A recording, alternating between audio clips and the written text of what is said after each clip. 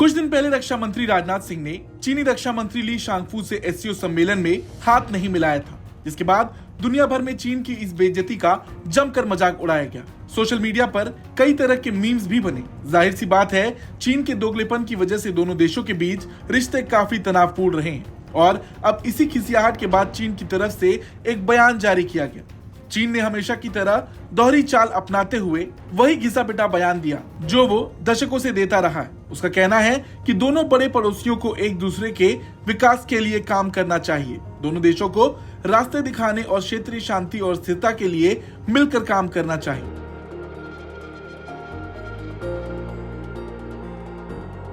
बता दें, राजधानी दिल्ली में एससीओ हडल में चीन के रक्षा मंत्री ली शांगफू भारत के दौरे पर थे। यह 2020 के बाद किसी भी चीनी रक्षा मंत्री का पहला दौरा था और उसी दौरान एससीओ की बैठक में ही भारत ने चीन के सामने सीमा विवाद से लेकर तमाम मुद्दों को उठाया था। भारत ने कायदे से चीन को धुना था कि जब तक एलएसी पर शांति नहीं होगी तब तक सामान्य रिश्ते की बात नहीं हो सकती। रक्षा मंत्री राजनाथ सिंह ने कहा था कि एलएसी पर स्थिति सामान्य नहीं है। जाहिर सी बात है, लंबे समय से लद्दाख से लेकर अरुणाचल में एलएसी पर भारत और चीन के सैनिकों के बीच तनातनी बनी हुई है। कई बार चीनियों ने घुसपैठ की कोशिश भी की, मगर भारत ने पलटवार करते हुए उन्हें खदेड़ा। हालांकि इसके बाद भी चीन का दोगलापन सबकी समझ से परे है।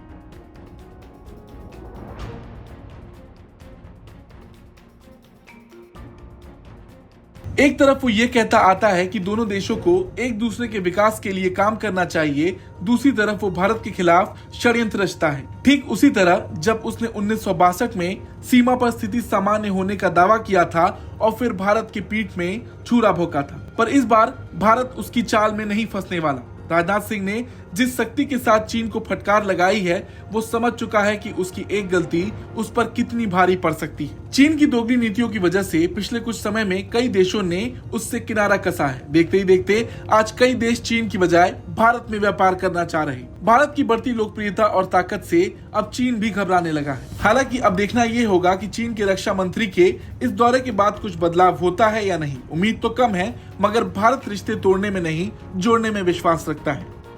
ब्यूरो रिपोर्ट, भारत तक।